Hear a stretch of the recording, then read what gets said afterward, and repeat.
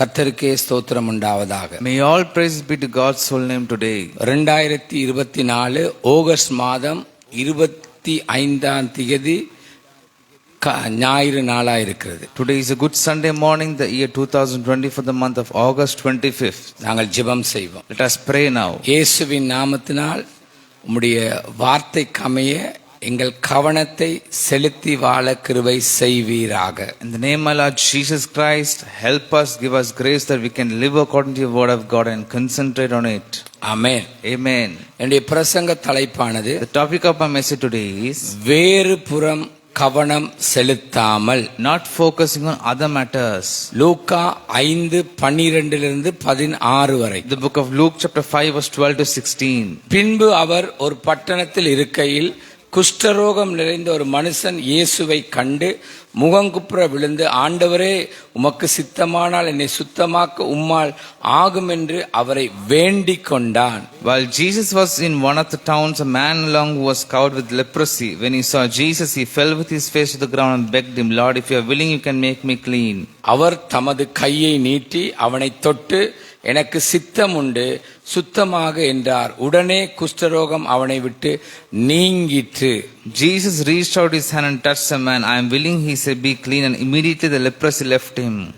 அவர் அவனை நோக்கி, நீ இதை ஒருவருக்கும் சொல்லாமல் போய் உன்னை ஆசாரியனுக்கு காண்பித்து, நீ சுத்தமானது நிமித்தம் மோசே கட்டளையிட்டபடியே அவர்களுக்கு சாட்சியாய் பழி செலுத்து என்று கட்டளை இட்டார். Then Jesus ordered him, no, don't tell anyone, but go show yourself to the priest and offer the sacrifice that Moses commanded for your cleaning as a testimony to them.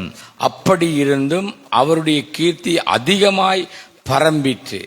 திரளான ஜனங்கள் அவருடைய உபதேசத்தை கேட்பதற்கும் அவராலே தங்கள் பிணிகள் நீங்கி சவுக்கியம் அடைவதற்கும் கூடி வந்தார்கள். Yet the news about him spread all the more, so that crowds of people came to hear him and to be healed of their sicknesses. But Jesus often withdrew to lonely places and prayed.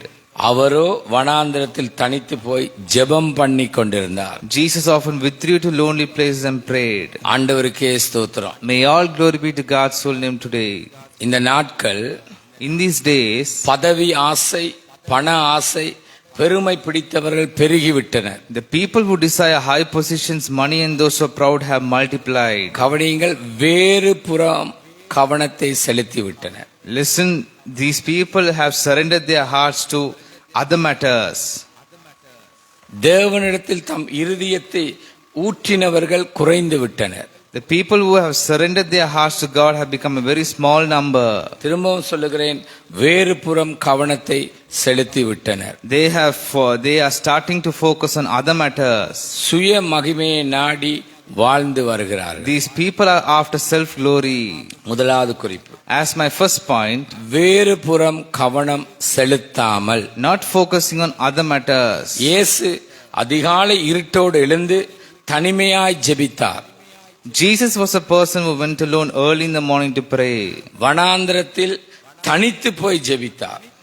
He went to deserts and he prayed lonely. கவனியுங்கள், Listen. Our புகழ்ச்சியை நாடவில்லை. He did not desire praise.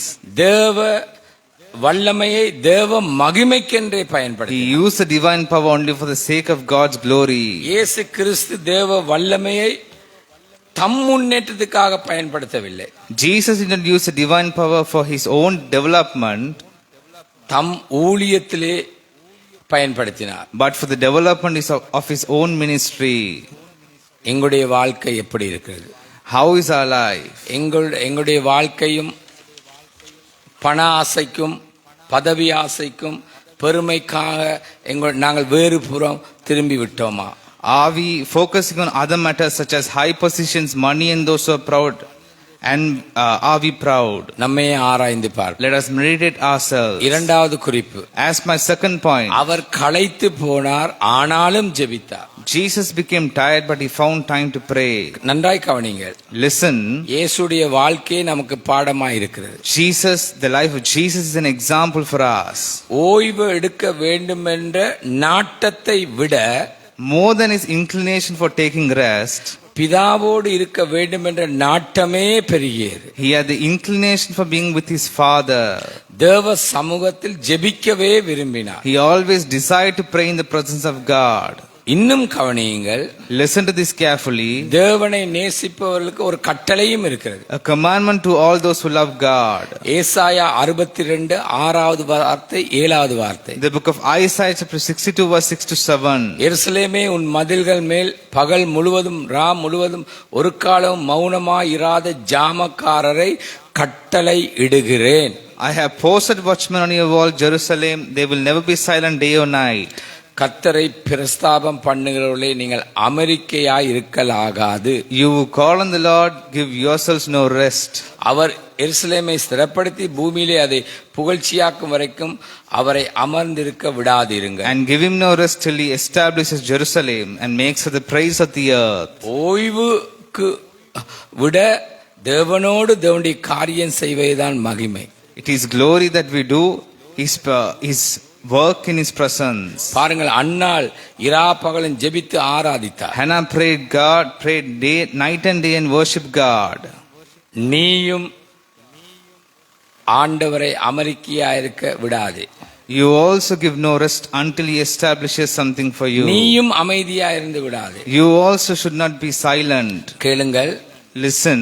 ஒவ்வொரு ஆண்டும், Every year, ஒவ்வொரு மாதமும், each month, ஒவ்வொரு நாளும், each day, ஒவ்வொரு மணி and நேரம் each hour ஜெப நேரம் தான். is our prayer time. சபையே, ஜெபத்தை எதிர்பார்த்தே தேவன் காத்திருக்கிறார். Oh church, listen, God is looking forward to your prayer. நிச்சயமாக பதில் அளிப்பார். He will answer our prayer certainly. இயேசுவின் In நாமத்தினால் the name of Lord Jesus Christ, எங்கள் எல்லாரையும் மன்னியுங்கள். you forgive everyone. வேறு புறம் திசை திரும்பி விட்டார்கள். We are focusing on other matters. ஆண்டவரே, உம்முடைய வாழ்க்கை எங்களுக்கு நல்லதொரு பாடமா இருக்கட்டும். Let your life be an example for us. அதன்படி சபையா இருக்கிற நாங்கள் வாழ கிருபை செய்வீரா. Let the church live according to it. இயேசுவின் In நாமத்தில் the name of Lord Jesus Christ. Amen, amen, amen. Amen, amen, amen. கர்த்தர் தாமே உங்களை ஆசீர்வதிப்பார். May God bless you abundantly.